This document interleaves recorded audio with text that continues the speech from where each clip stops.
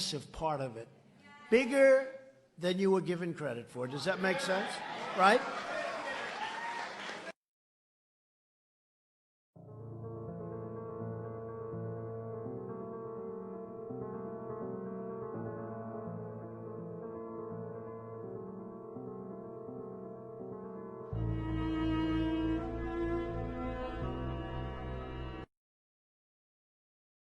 Evidence has surfaced and continually grown to indicate that many of these pre-Columbian explorers might have come from Africa.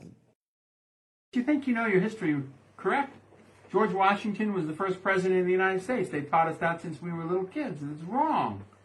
In 1781, the United States finally got the British to agree to get out of America. So as the armies are marching on the Continental Congress saying, you owe us a year's worth of pay, and the Continental Congress is running from the halls of Congress, out pops a guy named John Hanson, who happens to be mixed Oriental, black, and white. Kind of had the skin color of President Obama. So he pops out in 1781 and says, hold on, George Washington. Let me personally pay your soldiers. So he has a couple of people working for him, go down in the basement, and they bring up these chests full of silver. And he paid the Continental Army off, and they were all happy, and the Continental Congress stopped running, Thomas Jefferson and the rest of them, and they came back, and they made him the first president of the United States in 1781. He set up the post office, the presidential seal, all kinds of things. Isn't it fitting in a nation of immigrants that our very first president would be Oriental, black, and white?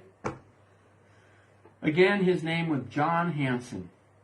So when you go to high school or elementary school and they tell you, the first president was George Washington, you raise your hand and say, no, it wasn't. It was a man who was black and Oriental and white named John Hanson. He was a Moor. He was a Moroccan. George Washington was the 9th president, and all of them was Moors, and their symbol was what?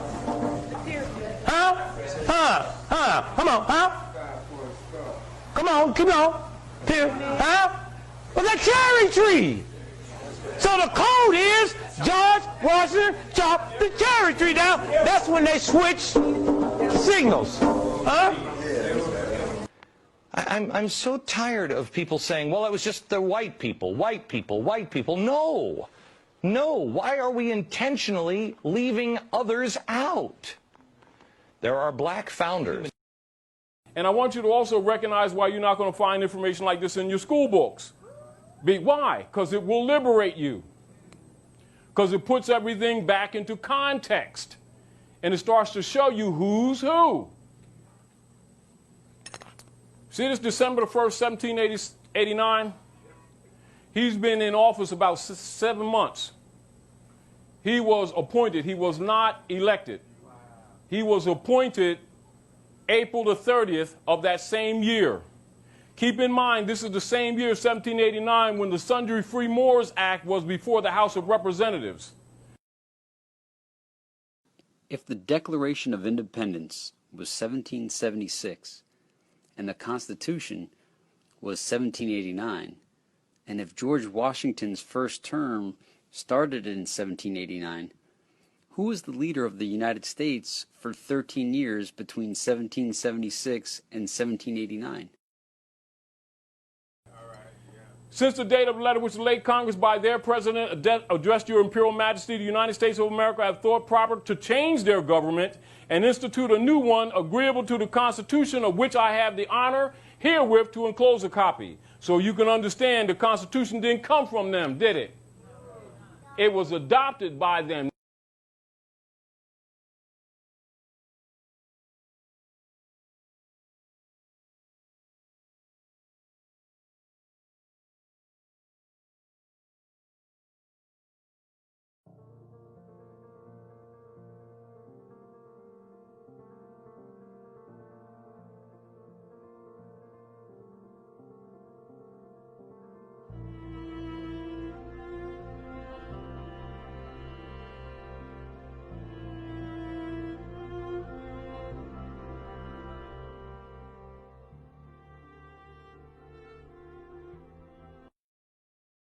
So in that spirit tonight, I thought I'd start my show a little differently.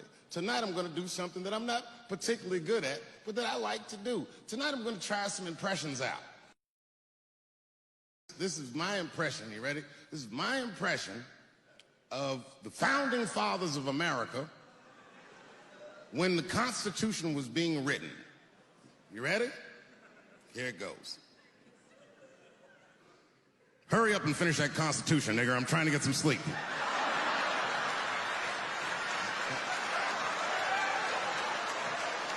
It's not bad, right? And now you understand what Obama was saying when he tell you that the American Constitution comes from Muslim law. I'm going to go on to Article 11 of the Treaty of Tripoli from the Treaty of Peace and Friendship that Obama read to the world and show you what he was reading and show you how it went over people's heads. And he's telling you. Your Majesty's letter of August 17, 1788, so this is 2 years before he was appointed. He's talking about correspondences that were going on. How come you ain't getting this in school? Because they don't want you to know that you're standing on Morocco. Bashar, and he also knows that North America, or North America is known as Al-Maghreb Al-Aqsa. Of course.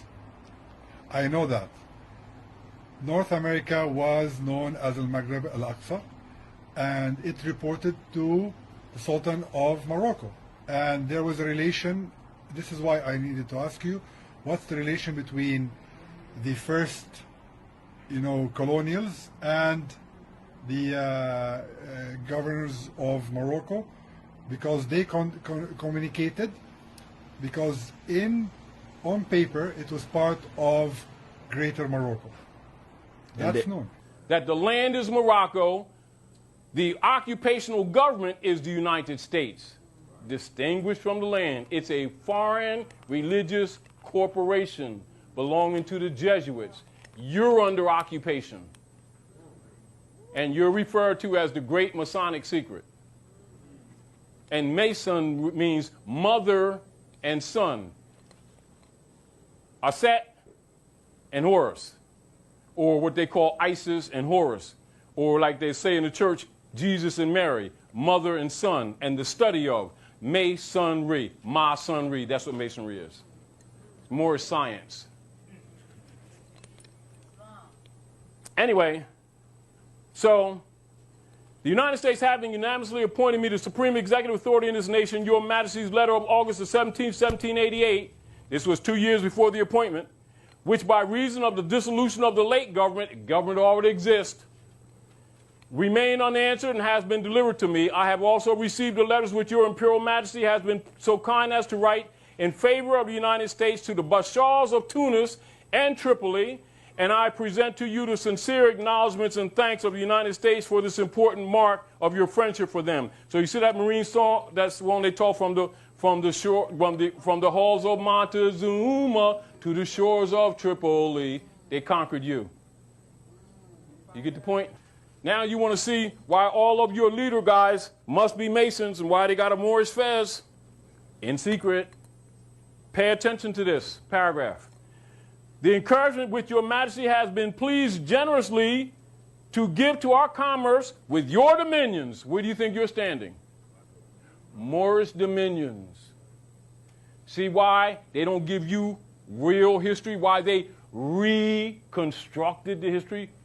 Reconstruction? They weren't building, they're reconstructing history. So the encouragement which Your Majesty has been pleased generously to give to our commerce with your dominions, the punctuality with which you have caused the treaty with us to be observed, and the just and generous measures taken in the case of Captain Proctor make a deep impression on the United States and confirm, pay attention, their respect for and attachment to Your Imperial Majesty. The United States is an appendage of the Moroccan Empire.